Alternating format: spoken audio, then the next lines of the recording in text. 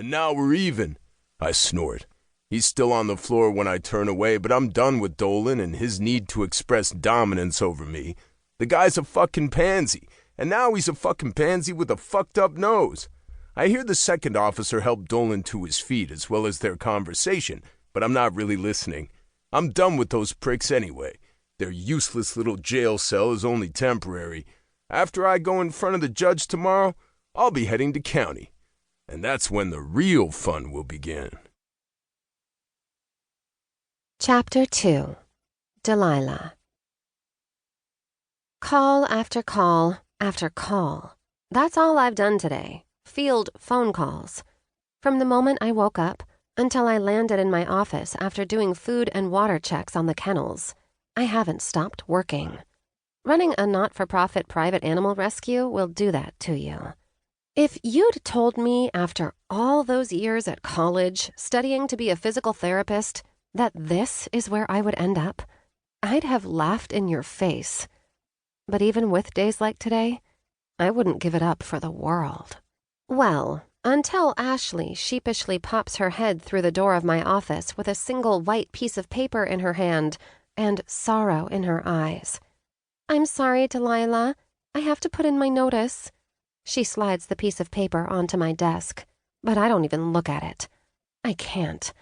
If I do, it'll make this real. "You're quitting?" I clarify, my voice almost trembling. "I love volunteering here, but I'm moving to Dallas with Rick," she informs me, grimacing. "Rick proposed last night and asked me to go with him. Friday has to be my last day. I know it's not a full 2 weeks' notice, but I am a volunteer." "He proposed? That seems sudden." She barely knows the guy, or so I thought. They'd met online maybe 3 months ago.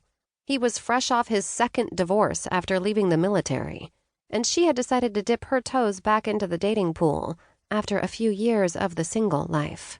If you ask me, this decision has disaster written all over it. But it's her life, not mine. Ashley slides her left hand forward, and sure enough, there's a giant diamond sparkler on her ring finger.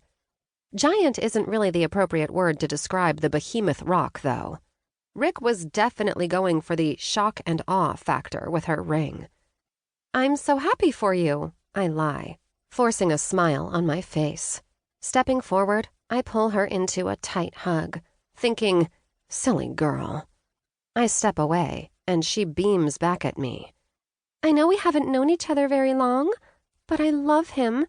Her smile dims. "I just wish I didn't have to leave Austin." "Are you sure you can't stay for a few more weeks? Rick will need to get settled into his new job, right?" "You know I would stay if it were possible.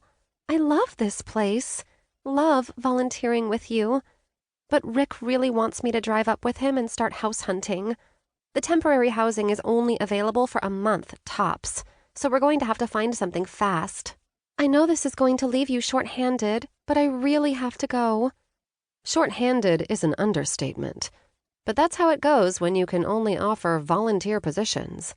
People weren't lining up for long hours and zero pay these days. With our expanding prison program, it was like searching for a needle in a haystack to find someone willing to spend a couple hours a week working directly with the animals and the inmates. Ashley is, well, was that needle for me. She took over the local program at the Travis County Jail after we got it started. And after a few years, we expanded into the penitentiary program, which I run. Doing both without her will be nearly impossible. "Yeah, I know," I sigh. "But that's not a problem you need to worry about. I'll figure something out. I always do." "Is there anything I can do to help you?" I think quietly to myself before I answer her. "Could you maybe write up a summary about your work at the jail? The people you've been working with and any details that you can think of for the person who will be taking over for you there?" "Of course. I can get started on that right now." "That would be great." I pause. "I'll miss you, but I'm happy for you." "I'll miss you too." A tear falls down her cheek, but she quickly wipes it away. "I'll go get started on that report for you." With a smile, she slips out of my